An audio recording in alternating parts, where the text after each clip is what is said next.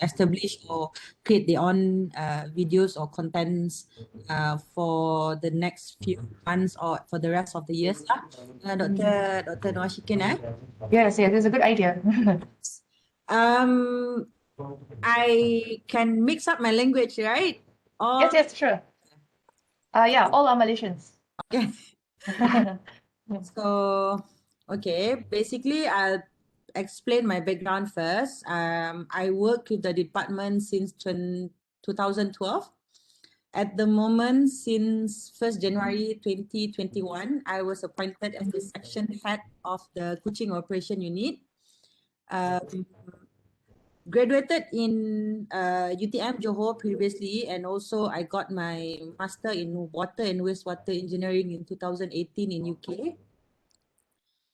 So my experience in construction and the operation of water and wastewater treatment plant, I think I can say it's more than 8 years. I've worked with Zikon Berhad in 2010 and joined the department since 2012 lah. So these are the projects that I am involved in. Okay, usually to start with the presentation at the treatment plants, we are going to bring you to all these safety guidelines on the visitors, the introductions, basic introductions of the terminologies, the project itself, Kuching Wastewater Management System, and what are the works that we are doing on routine basis or monthly basis for the operation and maintenance, and also other treatment plants under the department's jurisdiction. Okay, first for the safety guideline, I'll just go through, even though you're not at our treatment plant, but it's information that you're going to gain at least. The plant is a non-smoking zone, and if you are going to visit our treatment plant, you have to wear a proper PPE with safety boots and hard hats.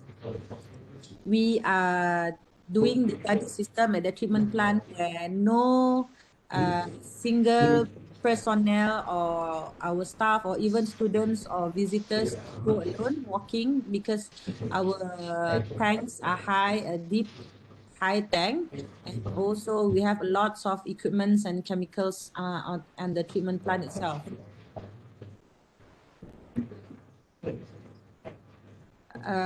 For the terminologies, these are the very basic terminologies that you have to understand if you are going to work in the waste industry, which surprisingly, I think we have conducted a numbers of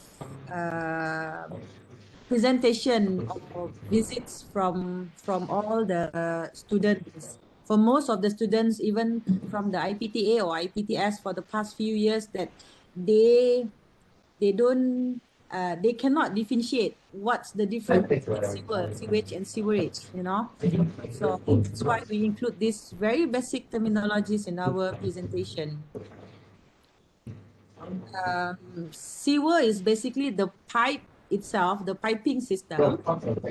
Sewage is the wastewater itself. Sewerage is basically the whole system, including my laptop. Hang on, yeah, give me 1 minute. Sorry. Sure, no problem.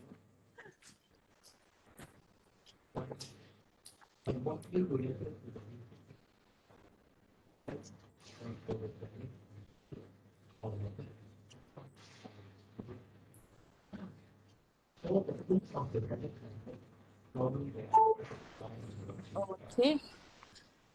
So we were at the sewerage. Okay.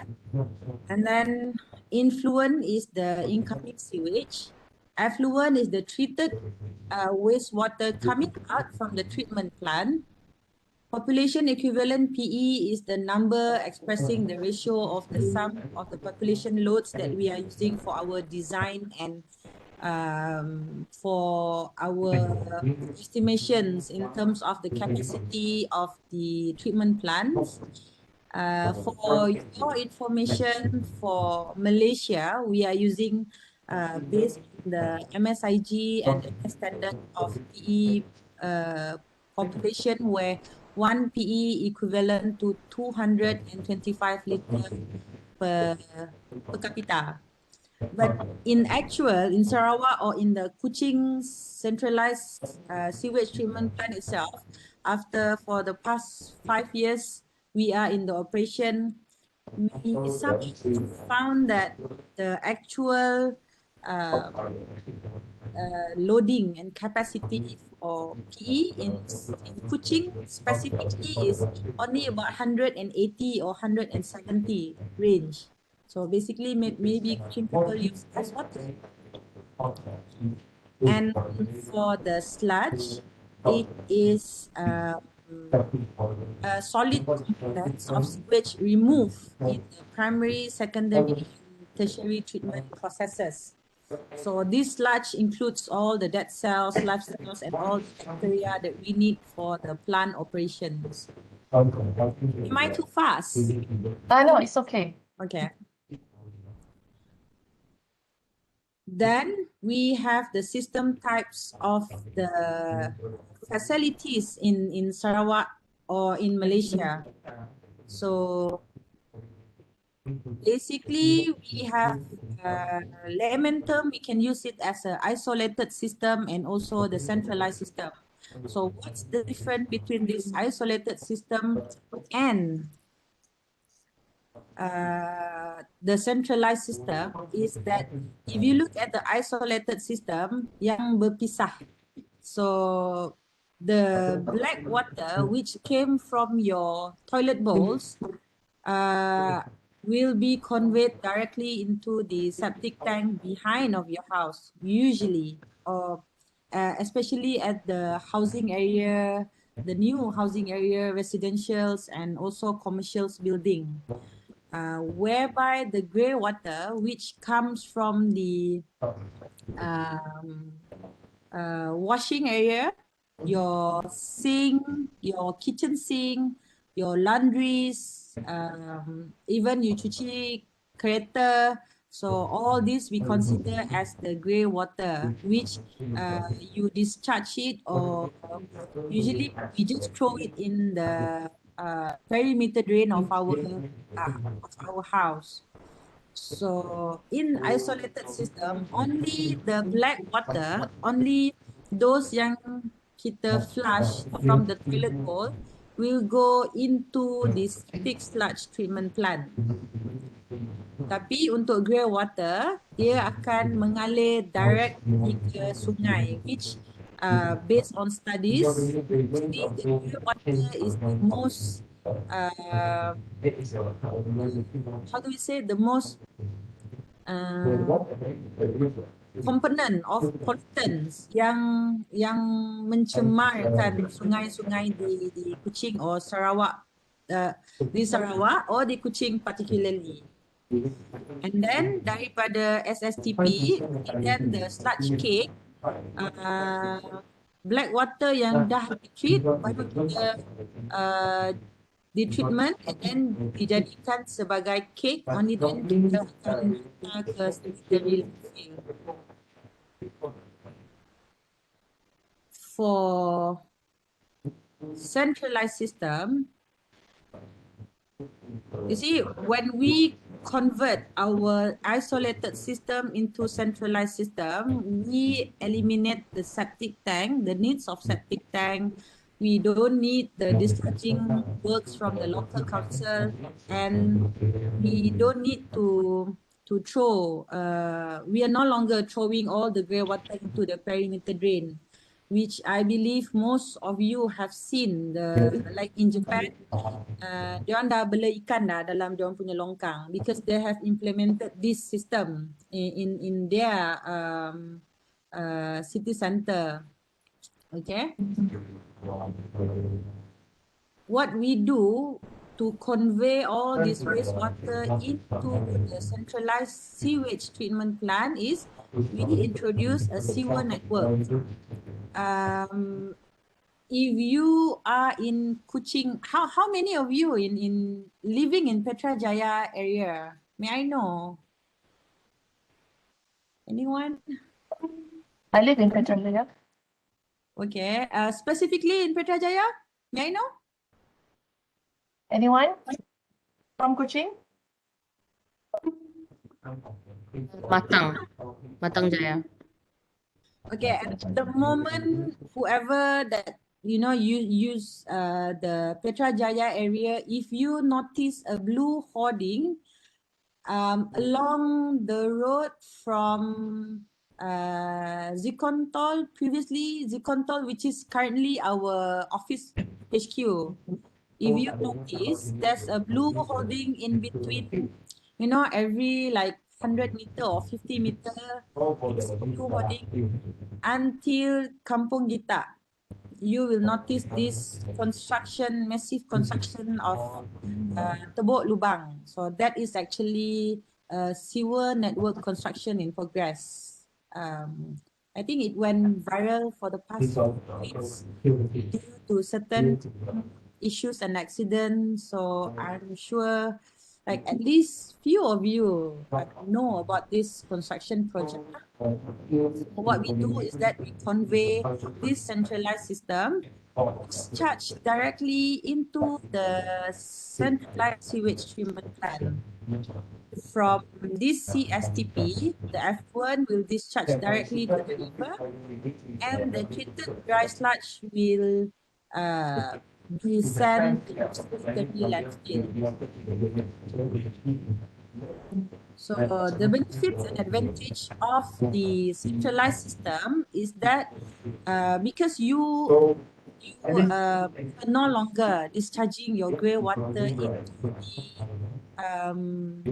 perimeter drain of your house. So all are discharged, convey into the sewer network. So at the end of the line, whatever yang mengalir di dalam parit and then direct to the river is only the storm water by right at the end of the day lah. But at the moment we are still at the very beginning phase of it. So masih banyak lagi rumah-rumah yang memproduce this wastewater to the river lah, especially those yang di tepi-tepi sungai, especially kampung-kampung, for example, kampung Sungai Bedil, Kampung Lintang, or even the waterfront itself. And then fresh air, because air sisa makanan yang dibuang dah no longer in the drain, and then we minimize risk of waterborne disease. And eventually, sungai-sungai, especially Sungai Sarawak yang we see at the waterfront will be better and safer for sports or recreational activity. And also we will have a cleaner, healthier ecosystem, especially in the river of Sarawak itself. Now we go to direct to the CSTP. If you none of you have visit this area, or I think only the lecturers visit the treatment plant, right? Yes. So this is the overview of the project. If you look at this package 1 area, it's all in the city center right until Wisma Sebekas. We have connected and retrofit all these properties to connect into the centralized system, whereby in our package 2 area, we are going to connect more houses and buildings and properties, especially in PKS area, Jalan Ikena, towards Pending, and also some of it in the city center and also Kampung Gita area. Like I mentioned just now, can you see my cursor? Yes. Okay. This is actually Bulatan Kipali. If any of you know this area, so this is Bulatan Kipali. So along this is Jalan Norma. So this is Norma City Center. This is Bulatan Semarang, we say. Ini Masjid until Wisma Bakti. This is the new court. And then these are the Jalan Tol. And this is where our plant's located. So for package one, we have completed about a whole wastewater treatment plant with a capacity of 100,000 PE. The main trunk is about 7.7 kilometer. Secondary line is about 5.4 kilometer, and tertiary line is about 51.4 kilometers. The pipes that we have laid in tunnel underground. For properties, we have connected these 2,853 properties with the estimation population PE about 67 PE. Ongoing for package 2, we have another expansion of the treatment plant, another expansion of 100,000 PE, another main trunk of 7 kilometers, secondary line is about 3.1 kilometers, tertiary line is about 46 kilometers, and property connection is about 4,327 properties. At the project is going to complete by end of 2023. So we have another like 2 years to go. The progress, I think progressing well enough that they are ahead of by one.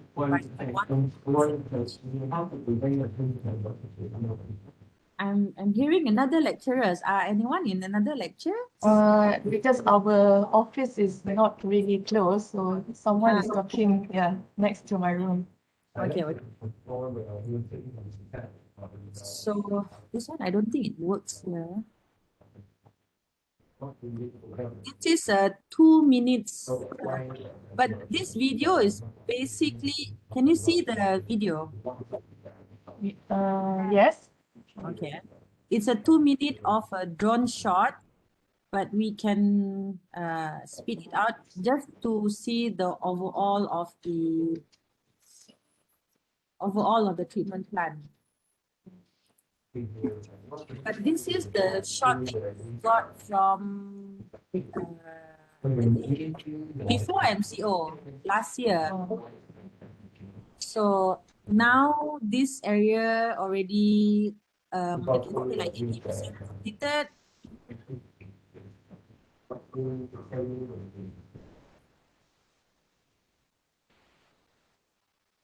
This is the sludge tank. If you look at this building, this is IPS, inlet pumping station, where the depth of this building is about 30-meter underground. What is the one that is next to the slush tank? This one? Oh, this. Yes. Oh, this is the extension of package 2 ASR. The tank. The one looks brown. This one? No. This one. Yes. Yeah. Yeah, the extension of this thing. It's a duplicate design where they are still under construction. So we are going to put another 9 tank in future. I see. So it's slush tank now. Yes. So this is the Arhana development.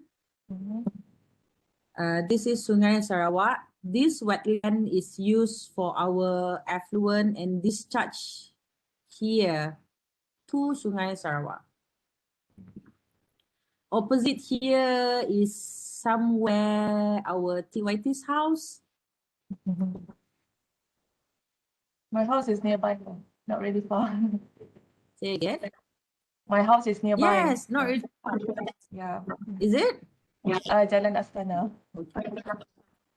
Oh, okay, Jalan Astana. Then So that is basically the overview of our treatment plan, but a lot of difference now lah. I didn't manage to get the latest drone shot for this lecture anyway. So now I'll talk about the process of the treatment plan. Like I mentioned just now, this is the inlet pumping station where it collects all the wastewater from the city center, connected ones. And then it goes to the headworks, and then it will goes to the activated sludge reactor, and it will go to the secondary clarifier. After the secondary clarifier, it will separate into the effluent and sludge. So for effluent, we will flow it to the constructed wetlands and eventually to Sungai Sarawak. But for sludge, from here, sludge, we suck the down here, the down part, and then it will goes to the dewatering building, and it will produce something like sludge cake where we compress it, macam compost lah, but it's not suitable for plantation or vegetation because we mix up with some polymers and chlorines. And then this disposal, it will goes to the landfill, which is located at the Mambong landfill. This is the basic process diagram. So this is how it looks like. This IPS is 27-meter depth, about 10 stories building, but we have to go down using stairs. And in this, we trap the large debris out so that it will not clog our pump system. So when it reach at certain level, we will pump it out into the next process building, which is the headworks. The headworks is the so-called preliminary treatment where we filter the fine debris like hairs, weeds, sands, and also oil and grease. So this is activated sludge reactor where all the biological treatments happening. We use some submersible pumps for aeration. We have fine bubble diffuser to diffuse bubbles and oxygens from the bottom of the treatment plant, from the bottom of the tanks, and also to give extra or sufficient oxygen for the bacteria to eat all the organic solid lah. And then it will goes to the secondary clarifier, where this is where the solid and liquid separation is happening by sedimentation process. So the settled solids will return to the ASR or to the dewatering building. It depends on how much MLSS. Are you guys familiar with MLSS and MLVSS? No. It's more to the operation, the biological operation of the system itself, where we use like layman terms, we are using bacteria to eat the biodegradable solids. So we have to make sure that the food for this bacteria is sufficient. So we return some of it to the ASR, and some of it we are going to compress it as a cake. So this is the dewatering building, and we have to mix up some polymer so that it will ease us in thickening and dewatering of this sludge, and we have to make sure that the content of the solid content is more than 20%, but not too dry lah, but not too wet. And then we will dispose it to the Mambung sanitary landfill. Wetland. Wetland is used to indicate the effluent quality. At the moment, we have a lot of fishes over there. It's tilapia fish or tilapia fish. We have a lot of it, very fat one. And we also have teratai where it blooms every morning. But when our quality is getting worse, then we can see that this fish akan ada yang terapung, or if terlalu banyak fish, then we will release it to the river. But at some point we have to retain some lah. And in case of emergency, we are using this wetland as the oxidation pond where we will not release it to the river in case of emergency. So, based on the environmental quality sewage regulation 2009, our treatment plant is actually in standard way better than standard A, where at the moment this is the minimum one.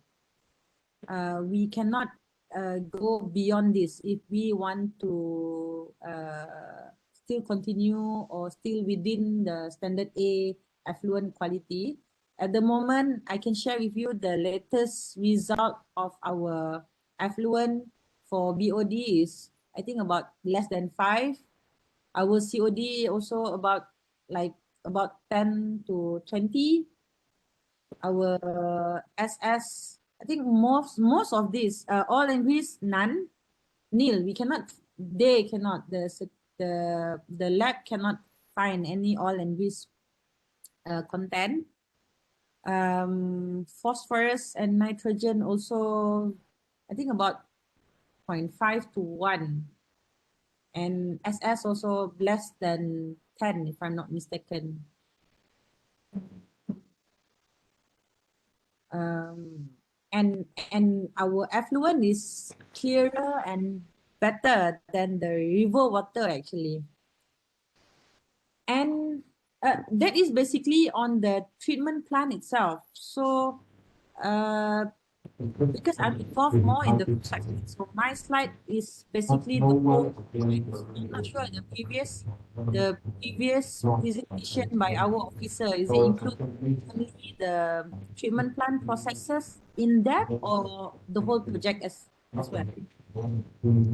Before this, Yes. they show like the basic operation. Yes. Yeah, some backgrounds. And then they show that they bring the students to the plant and explain more on that. Yeah. Oh, okay. I'm going to share with you also about the sewer network, how we convey this wastewater into our treatment plant. So this was what I mentioned just now, the tertiary, secondary, and main trunk, where this is the pipe size from 2 to 5 range to 1.5 meter diameter. The depth of the pipe is minimum about 1.2 up until 27 meter, but including all the production work is about 50 meter lah.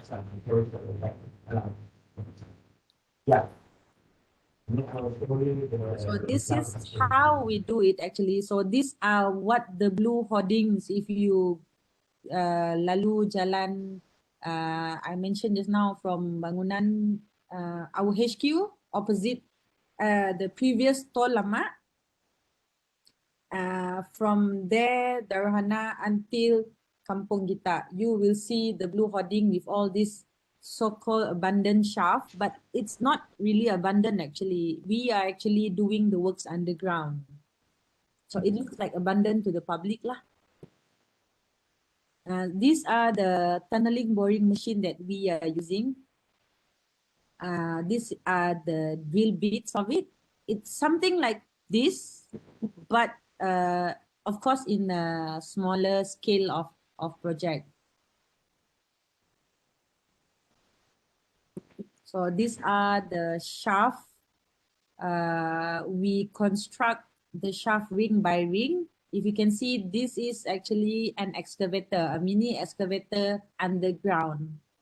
And this is where the jacking machine, where it pushed the jacking pipes into the tunnel boring machine, and it will goes into the next, this one, the receiving machines. So these are the control units of how we are doing the tunneling works. So this is also tunnel boring machine in a very small scale of 600 to 450, where we use a steel casing. Open cut also for shallow depth. Oh, and that is the basis of the construction works for the sewer network. And for the plant operation and maintenance, what we do on monthly basis or daily basis, we have operation staff where they do the operation control 24/7. We are working on shift. We have competent and professional operators where at least the leader should have the certified treatment plant operation certificate issued by the Department of Environmental together with the IWK. So all treatment plants must have this SEPSPO certificates. So also we are doing the clearing works.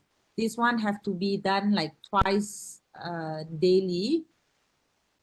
This is actually the photos of the aftermath of the flooding event in Kuching recently. I think last month happening. And this is the condition of our wet well. Inside of it, these are all septic already, and we have to wash it out. We are also have sewer network maintenance, where if the public have any blockage issues, then they will call the department, and we will send our operation team to do the clearing works. Most of these blockages is actually from the eateries outlet, where they are not using the grease interceptor to intercept all the sisa makanan, minyak, plastic, sampah, and surprisingly, if you work with the operation team, like myself, I rarely eat outside, especially at those kedai that I have visited, because I've seen their kitchen. So it's too bad that I am working in the department, but at least I know which kedai makan is, clean and safe, and which kedai makan yang kotor lah, particularly in Kuching itself. I'm not going to say it here, but I hope you really choose your kedai makan properly in Kuching lah. This man is in full PPE. It's not due to COVID, but he is actually going to go down in our manhole where we don't have any stairs. Unlike previously, there are stairs going down to the manhole, but somehow public very curious, and they thought that it's a Ninja Turtle punya lubang. So they open up and they want to go in by themselves using the stairs. But after that, the government or the policy change that there will be no stairs to be installed to discourage people from going down. Only certified people can go down there actually. And other treatment plants also we have, that's about it for our Kuching City, Kuching sewage treatment plant. We have also plants in Miri, operated and managed by my colleague, Miss Anastasia. If Dr. Ashkin, I think you've dealt with this Anastasia before. Yeah. So Anastasia is now in Miri handling this Miri CSDP. It completed recently last year, but only to be live this year. Only to be connected with all the live sewer network this year. So the process is a bit different, hence you can see the different structure where it only need one clarifier as compared to Kuching City Central, Kuching Sewage Treatment Plant. We have 3 series of secondary clarifier, the circle one, because this treatment plant is using the extended aeration process as compared to Kuching City Center, it's using the ASR process.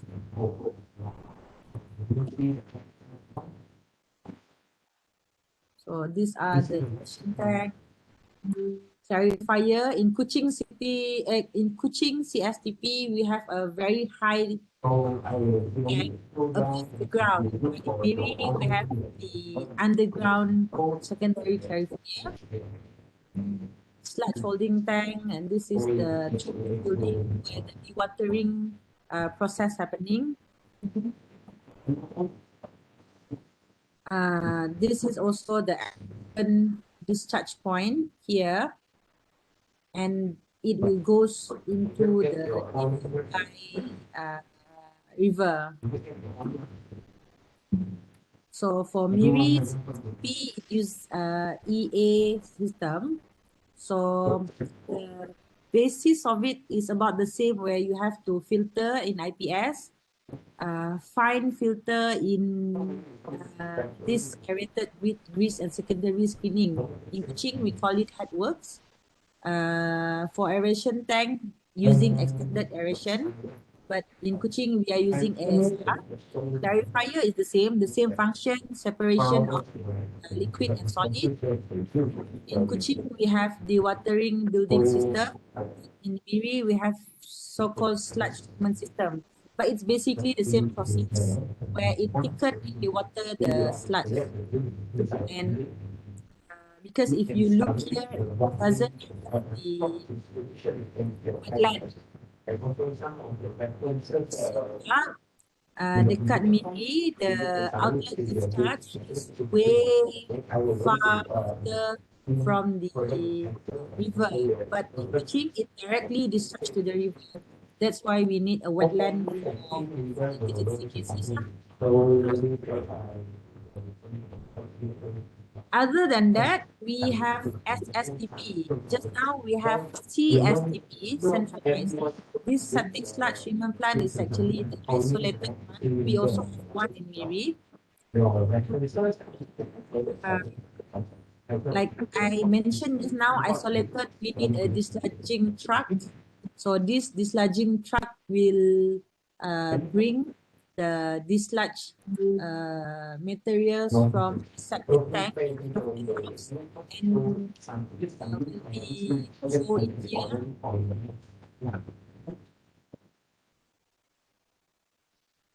So the process in Miri, we have SBR. SBR is a sequence batch reactor, where everything happens in one tank, where you fill in the tank and then you let it react with the aeration, the bubbles, diffuser, aerator, sprinklers, and then you let it settle. Like in centralized system, all this process happening at different tank, but in isolated system, where in SBR process, it use one tank to do the whole thing. We also have Cebu SSTP, the same process, sequence batch reactor. And pond as the wetland lah. This is also the same like I've mentioned just now. It used the SBR process. We also have plants in Bintulu where all these plants in Bintulu just recently, also since 1st of January 2021, that all the treatment plants in Bintulu handed over to the departments for us to operate and maintain. Before this, it was under the local council. So we have 27 numbers of treatment plant, including oxidation pond, in-house tank, and mechanical treatments.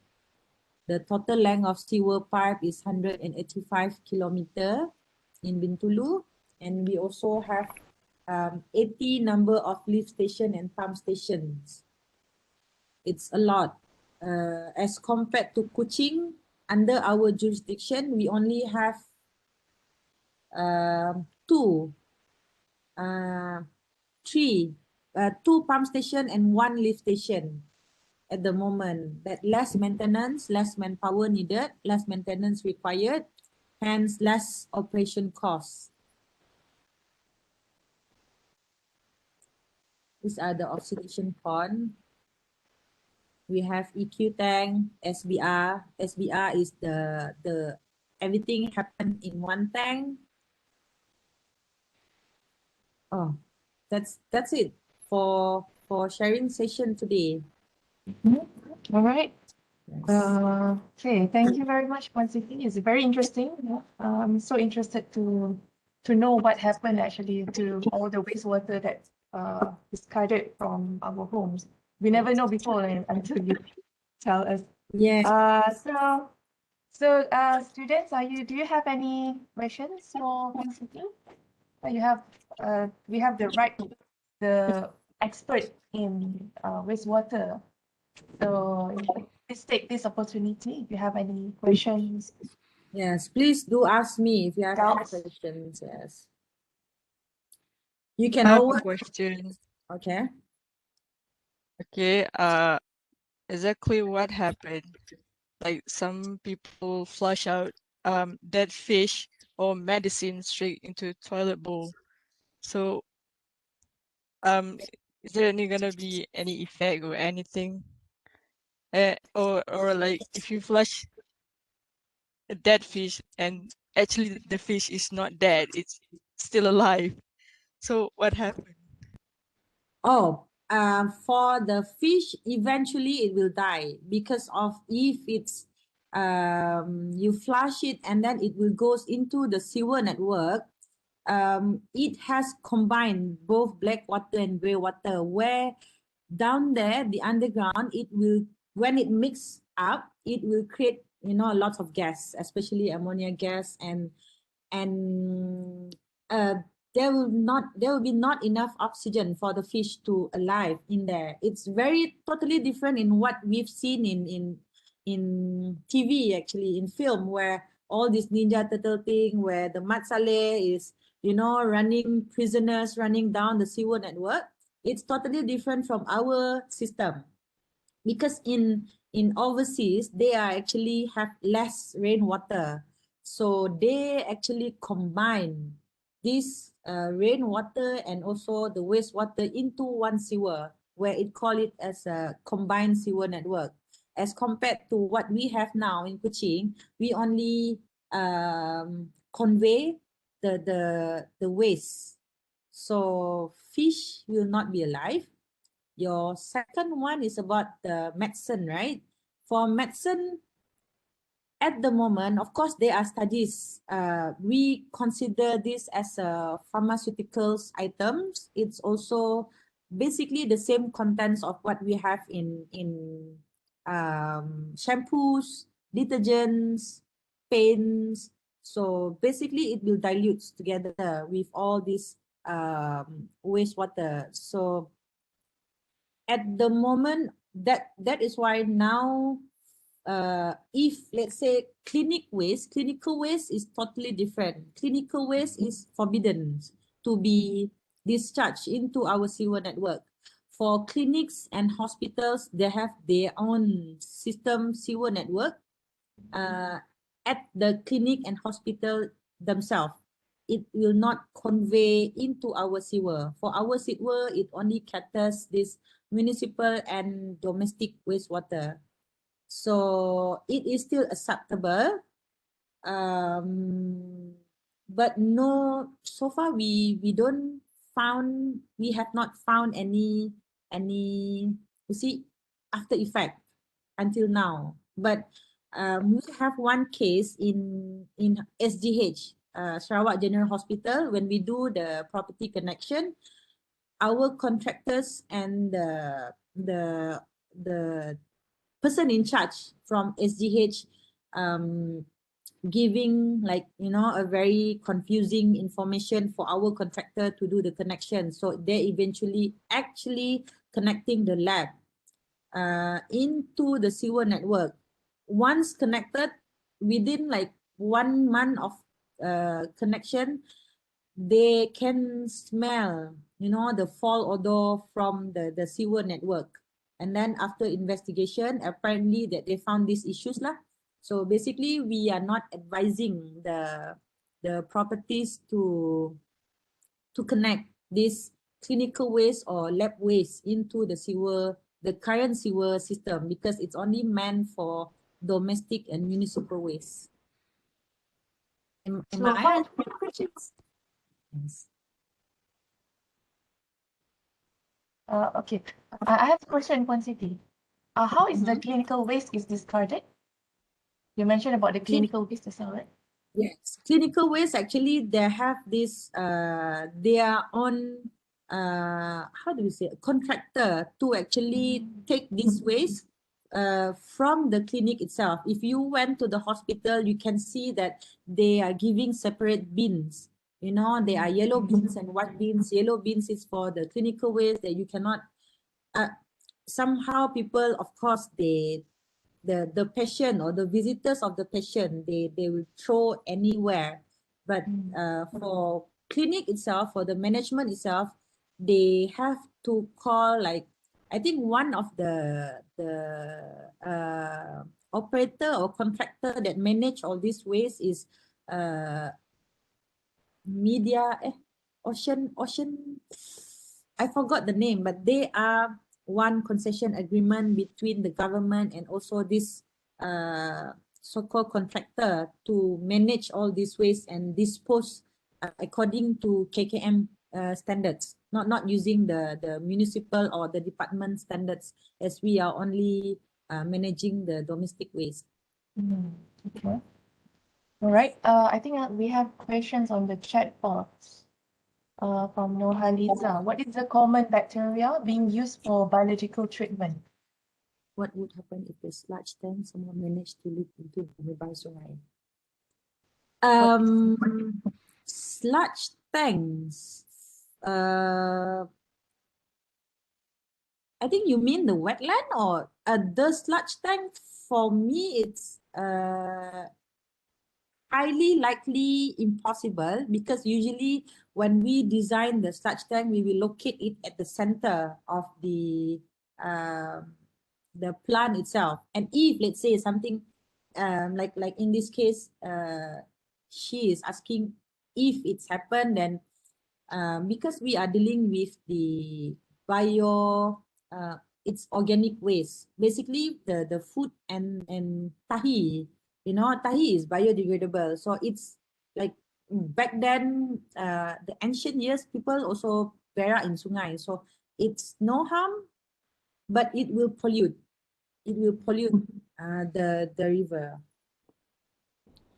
For I think only for emergency cases, like in Semenanjung, where if you heard about the river pollution involving, instead of Shabas, they are telling the public, that the media is telling the public that it's due, they are working together, the government is working together with IWK. IWK is actually a consortium in Semenanjung, where it manage all this sewage or the treatment plants in Semenanjung. So basically, IWK is handling all the manholes as well. What we found that in Semenanjung, they are irresponsible people that they throw, chemicals or bahan-bahan toxic di dalam manhole instead of, you see, pencemaran sungai happen because they throw all this in the rivers. So it will affect the water supply intake. But for this, they are throwing into the manhole because manhole sometimes located in ada yang di hutan, especially like for in Kuching, ada yang di how do you say, bushes, in between bushes. So they thought that people will not see it, this illegal dumping.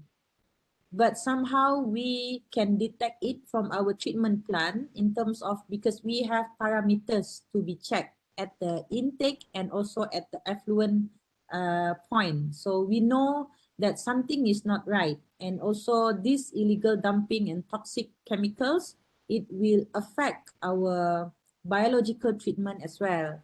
So what we do, so far we have not encountered this, but we have the emergency response plan where if this happen into our sewer network, we will have to contain it into the wetland just now, that we will close the river, we will close the outlet, and we will do the chemical encounter into the wetland itself.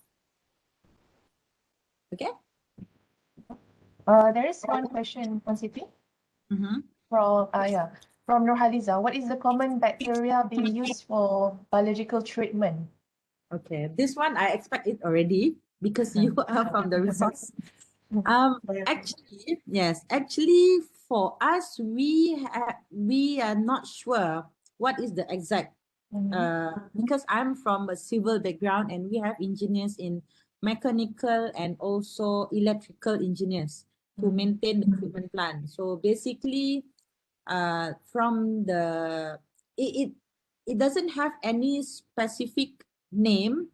Like I believe your faculty or your students will know, some details of the bacteria. But basically, we use the like normal bacteria parasite that what's the name? I'm not sure the exact name, but they are bacteria in the treatment plants. I can because we are now actually collaborating with Swinburne University to do all this process. So we have lecturers from Student University also doing research into our treatment plants. So they may know the name of the bacteria, but for as far as we are concerned, we manage the plant because we are not from this, very details in the bacteria. So we are not quite sure lah. Could be consortium of microorganisms. A lot. It's not only from one type, maybe many types. Yeah. Yes. So, Puan Siti, how frequent is the quality control is to be done at the plant, like to know whether the quality of the effluent is good or not? Is it daily?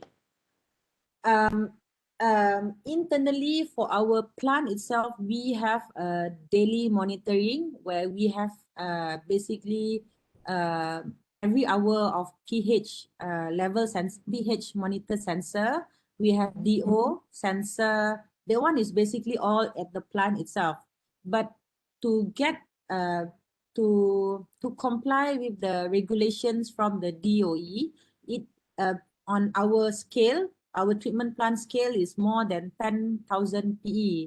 So it has to be done on weekly basis from a certified lab, which at the moment we are using NVIC lab to get samples from our treatment plant on weekly basis every Thursday, and the report to be out in the next Monday. And this one we also have to submit to DOE on weekly basis online. Internally, we are doing it every day.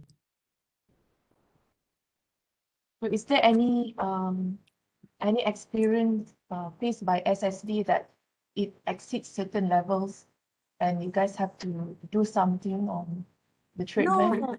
No, because of, like I said just now, our treatment is very standard, very way better than standard A itself. It's actually almost similar with water supply quality. It's just that it doesn't have enough chlorines, and of course it still have the suspended solid as compared to the water supply. But because we are using some polymers and also chlorine at certain dosage, it is of course it is not safe for the water supply. But because our function is only to discharge it out into the river, so it is actually they are actually because at the end of our outlet there's actually macam air terjun. So these people, in the kids from Kampung Bintawa, they usually last time they usually mandi at this area, they play after school. But because we know that this is affluent, we know that it's from Tahi and the sisa makanan. So we already advise them, you don't play here. It's it's basically air Tahi. But they never trust it. They say it's better than river water. Physically you can see it's better, way better. It's just like clear water. But of course there are lots of bacteria still inside lah. Okay. Any more questions, guys? Okay. After the wastewater has been treated, okay, there's one question from Siti Nur Adila. After the wastewater has been treated and released to the river, is it then proceed to the water board and get treated again, or is it just stay as a Okay. We actually internally at the treatment plant, we actually have a very mini water treatment process. It was meant to be a gimmick for us last time when we want to launch it to the public. But then again, somehow at that point of time, there's change of chief minister, so the late Tok Nan seems like it's not really favor to focus on this at that point of time. So we just launch it without introducing all this water supply. But then again, of course, after the treatment plants, the effluent will be discharged direct to the river. And water board, like you mentioned just now, Lembaga Air Kuching, or actually the treatment plant is managed by JKR. So JKR and water board, they have another water treatment plan for this water supply. But if you see in Singapore, they also using a new water where because Singapore is very small, so they have very limited resources. So they are implementing all this from the treated wastewater and then treat it also jadi minuman kembali. Also in overseas, like you see Mark and Spencer, I've working in Mark and Spencer plant when I was in UK. They actually using the wastewater from the food process, treated it as a clean water to use at their another factory to process pakaian. So basically, these are the treatments that I think Malaysia still need to use in the future. But now I think Malaysian people, they always thought that banjir, so many water, river, we have lots of river. Why do we need to use wastewater as our drink? Also in Islamic way, there are issues on it lah. That it has to be, mengalir. Then if you are going to contain in the wetland and process it as a water supply, there are issues that we still need to study further to implement all this, right? Agree. That's very interesting. Yes, Um, interesting questions from your students as well. yeah. Any more question, guys, before we disperse? I do. Yes, yes, yes. Okay, currently microplastic is the most popular pollutant right now. So is there any kind of like detection of microplastic in sewage treatment or how to manage before the water being drained out back to the river? At this moment, I've read about it, but at this moment for our treatment plant, we don't detect as such. We only filter plastic itself, where there are a lot of it. But for microplastic, it's interesting that you might want to further your master in Unimas and do some studies in our treatment plants. We are welcoming you.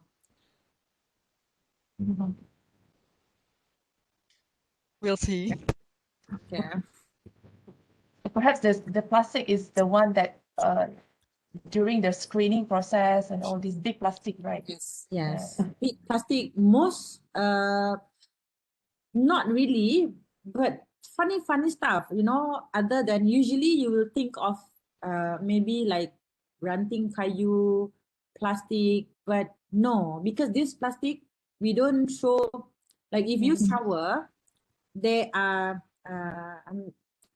floor trap. If you see dalam you punya toilet, there are floor traps where it filters out these hairs or shampoo bottles or whatnot.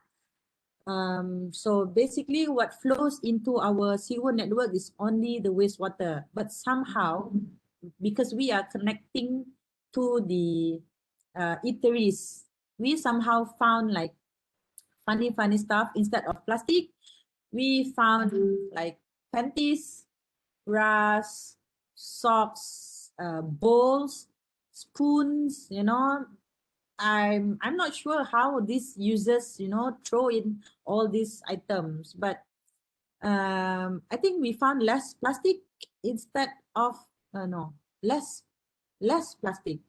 I think plastic they just throw it on the grass, on the roadside. Then this DBKU or council will just pick it up.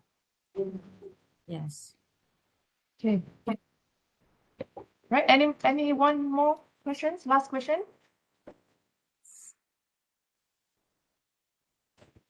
Okay. Okay. I really hope my presentation give you, more knowledge, or it just like, Yes. some of it maybe doesn't related, but it just give you a brief information about what's going on in Kuching City Center, the project itself, and the construction of the project. Okay. If there's no more question, Ponsi, do you have any? Oh, you have question? Is there any report where the microorganism from wastewater released into the river interrupts the ecosystem? One question from David. I cannot find the question. What's the Oh, question? because it is sent privately to me. Oh, what's the question again? Is there any report where the microorganism from wastewater released into the river interrupt the ecosystem? No, not that I know, but so far we are using the organic microorganism. So it's basically in everywhere, in a lot of, especially in the water itself. So I don't think it affect the river ecosystem. What affect the river ecosystem is basically, I think, the phosphorus or the nitrates itself. But we already tackle it in our wetland. So so far we have never encountered that. Because that microbe is normally, they are naturally occurring actually. So, Yes, yeah, in the water. yes.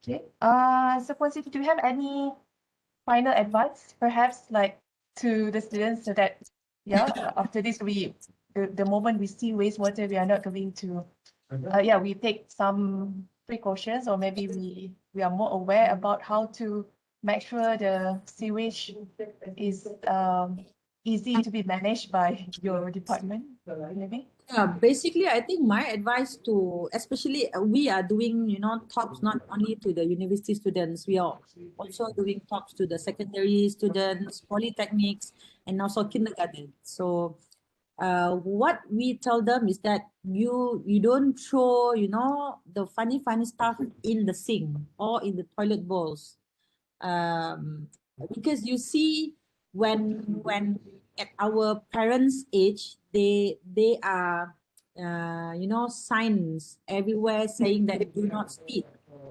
But until now, if you go to any toilets, even in public toilets, there are signs of the signage telling that you don't throw, sanitary pads, you don't throw wet naps, you don't throw first in the toilet bowls. But apparently, until now, there are people still throwing because these materials that made these items, it's not biodegradable, or it take years to discard. So when it goes into our system, it will stuck at the at the surface, because our pipe has a round surface, and it will stuck there, and it will accumulate, and it will affect the flowing of this wastewater plants.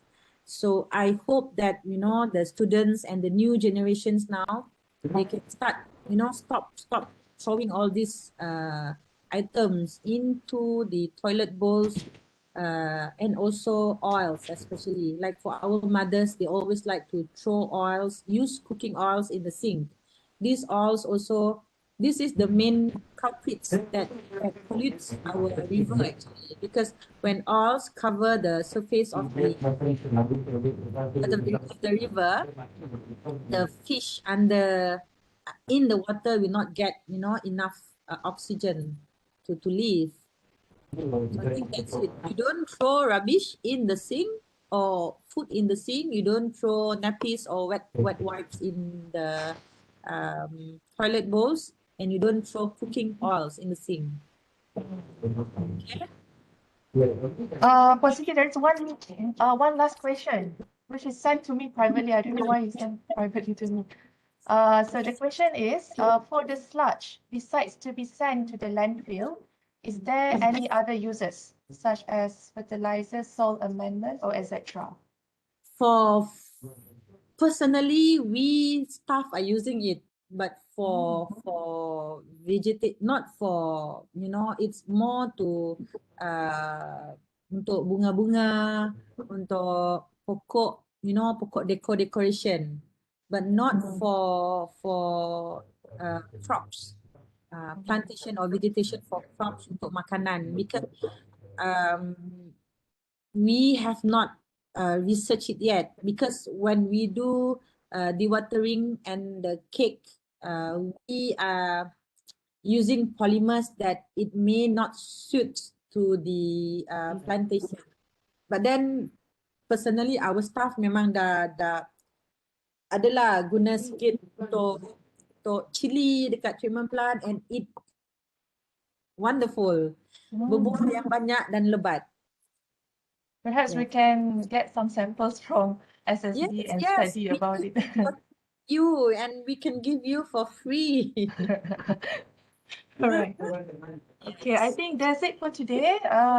Thank you very much to Puan Siti Rabia from SSD, who is willing to be with us today and talk about the wastewater treatment. We are very lucky to have someone who is very specialized in the field. Yeah?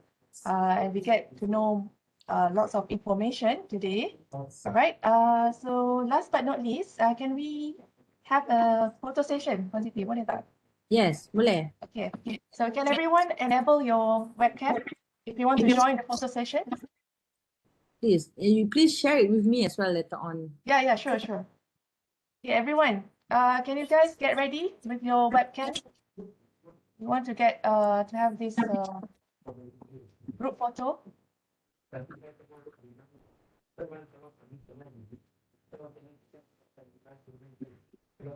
Boleh ke? Siapa lagi nak join? Okay, there's so many of you, so I go later by this page by page when I snap the photo. Please guys, if you want to join, please enable your camera. I give you 30 seconds to do so. So at this moment, is it allowed to visit the treatment plant, Puan Siti? We try because our officer is still getting the in queue for the vaccination, COVID vaccination, and we of course we don't because they will be direct contact with the sewage. So for our officer, we have the vaccination of hepatitis A and hepatitis B at the moment, but we are still in queue for the COVID-19 virus vaccine. Not the virus, it's vaccine. So until because we are also essential part of the essential, we are not the frontliners, but we are part of essential services. So we don't want to affect our services. So at the moment, if only like one or two, yes. We welcome lecturers or professors for samples and discussion, but for students visit, there will be a lot of them, and then of course we cannot do like 10 of them, and there will be a lot of groups. So that's why at the moment we are actually making a video. Yeah, the one will be interesting, yes. Yes, but we are still in progressing doing it. So until the video ready, we still using this kind of method lah. Okay, perhaps later we can liaise with SSD to have the virtual tour, maybe like to see the videos. Yes. Swinburne is putting our virtual visit as one of their syllabus as well. So they are collaborating with us as well to do all these videos and also social media videos like TikTok. So they want to promote the department and the process treatment plan as well. Yeah. I'm interested actually. I'm interested. Maybe in the near future. Yes, please. Okay, so everyone is ready. Okay, so I go page by page. So page on my on my computer. Okay, so page 1. I hope that so everyone's ready. Right. Okay, 1, 2, 3. Okay, so sekejap I need to paste the screen into my PowerPoint so that I have that picture. Hold on. Okay, next page. Tak ada. Next page seorang je yang ada.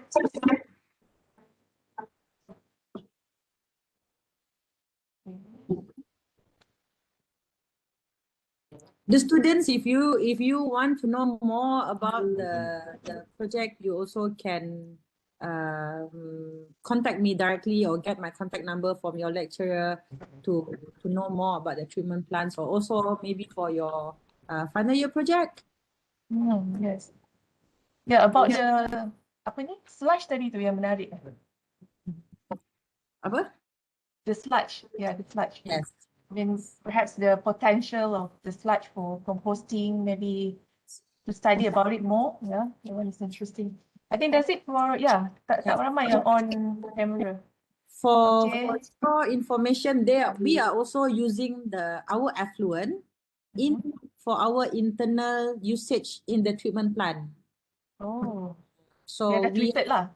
Yes, yang dah treated for our usage like untuk vegetation, cuci tangki, cuci lantai, except for the water supply lah, except for the drinking water. The rest of it we are using the effluent water which is not metered. So that's why the consumption of supply water from KWB is not much used in our treatment plants. Okay. All right. So with that, thank you very much again to Puan Siti. Thank you. And also thank you everyone for joining the talk today. So I'm looking forward to visiting you again, Puan Siti, in the future. Yes. for a Please. talk. Thank Yeah. you. All right. Okay. Bye-bye. Bye. Have a nice day. Stay safe. Okay. Thank you, everyone. Thank you. Bye. Doctor. Yeah, thank you. Yes? Any question? Okay. Bye. Have a nice day. You too.